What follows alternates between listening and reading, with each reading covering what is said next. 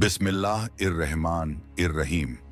ये कहानी उस इंसान की है जिसने खुद को खुदा कह दिया और फिर एक रात उसकी नींद एक ऐसे आवाज ने तोड़ दी जो आसमानों से आई थी और उसे उसकी तबाही की खबर दे रही थी। मिस्र की रात सन्नाटे में डूबी थी।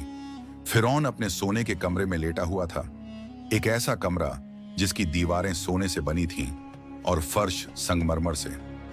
रात की खामोशी अचानक टूट गई, दीवारें कांपने लगीं, झूमरों की रोशनी टिमटिमाने लगी। फिरौन उठ बैठा, उसकी आंखें फैल गईं। उसने एक आवाज सुनी, एक गहरी, डरावनी और आसमान चीर देने वाली आवाज। ए फिरौन, तेरी हुकूमत की रस्सी अब बहुत पतली रह गई है। फिरौन ने तुरंत सैनिक बुलाए, मगर कमरे में कोई नहीं था। आवाज सिर्फ उसने सुनी थी, इसलिए उसका भय और बढ़ गया। थोड़ी देर बाद उसकी आंख लग गई और फिर वही आवाज उसके सपने में गूंजी। उसने देखा समंदर में एक काला तूफान उठ रहा है। लहरें इतनी ऊंची थीं कि आसमान को छू रही थीं और तूफान के बीच मूसा अलैहिस्सलाम अपने असा, लाठी के साथ खड़े थे जो बिजली की तरह चमक रहा था। हर लहर फिरौन की तरफ बढ़ती और वह चीखता, मगर आवाज बाहर नहीं आ पाती। उसके पांव दलदल जैसे पानी में धंसने लगे और उसने पहली बार महसूस किया डर, असली डर। सुबह होते ही फिरौन ने अपने सबसे बड़े जादूगरों को बुलाया। उसने सपने का जिक्र किया। जादूगर कांपने लगे।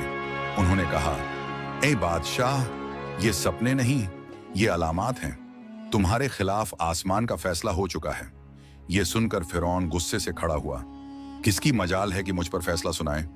लेकिन अंदर ही अंदर उसके डर ने जड़ें जमा ली थीं।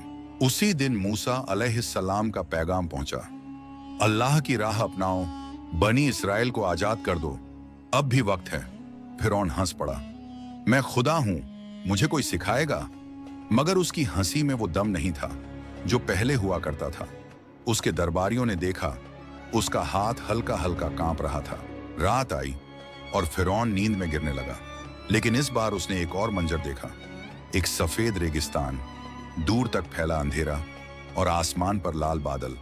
बादलों के बीच से एक आवाज आई, तेरी रात पूरी हो चुकी फिरौन, तेरी कहानी खत्म होने वाली है। वह भागने लगा, लेकिन रेगिस्तान की रेत उसके पैरों को पकड़ती जा रही।